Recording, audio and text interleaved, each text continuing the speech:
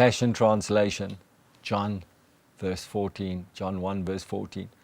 And so the living expression became a man and lived among us, and we gazed upon the splendor of his glory. I connected that scripture to the scripture in Proverbs chapter 8, where the scripture says, does not wisdom cry out and understanding lift up her voice? I'd like to read to you from verse 6. Verse 6 says, listen, for I will speak of excellent things, and from the opening of my lips will come right things. For my mouth will speak truth. Now, if you just begin to process this for just a little bit, wisdom and understanding is something that can be spoken. It's something that can be heard. It's something that comes from the opening of my lips will come right things. From my mouth will speak truth.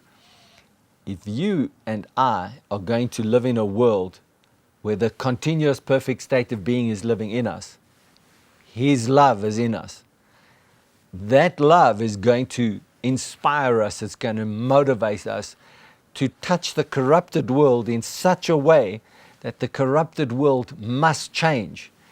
It must change around us at the very least. It must change in the way that the corruption interacts with us. Because just picture this for a moment.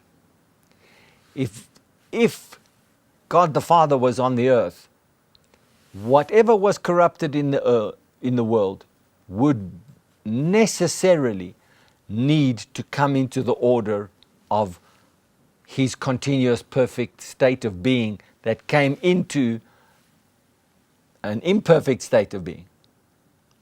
Well, isn't that what happened when Jesus came into the earth? Didn't He say, if you've seen me, you've seen the Father?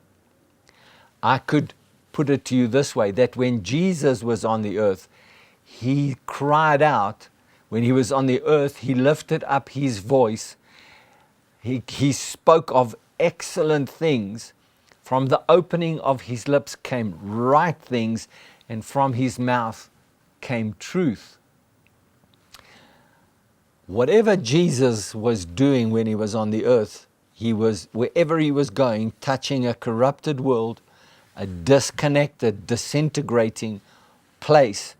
His continuous perfect state of being, as representing the Father that came into the earth, began to bring everything into the order and the alignment of that continuous perfect life, that continuous perfect truth, that continuous perfect occupation of space.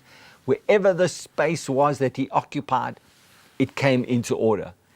And even though it tried to be in its continuous state of disorder, wherever He was, He made it come into order.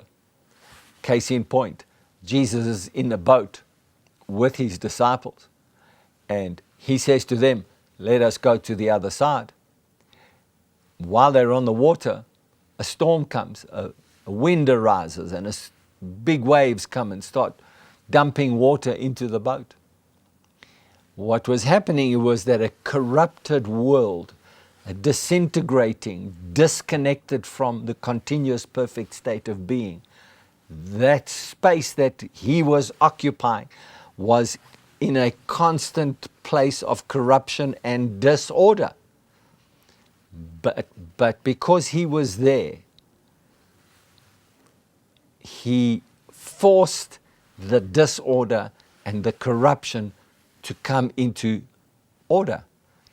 So when He said, shh, be still, they marveled at Him and they said, what kind of man does this, where he can just speak to the wind and command the wind to be still and the waves to obey Him? Well, what was happening was that His wisdom and understanding was crying out, was coming out of His lips. Excellent things were being spoken. The truth was coming from Him.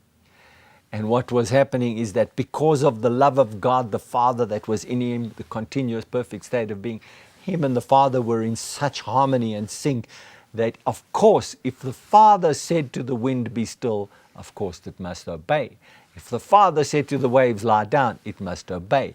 Anything disorder and corrupted must come into order, and any corruption must be gone.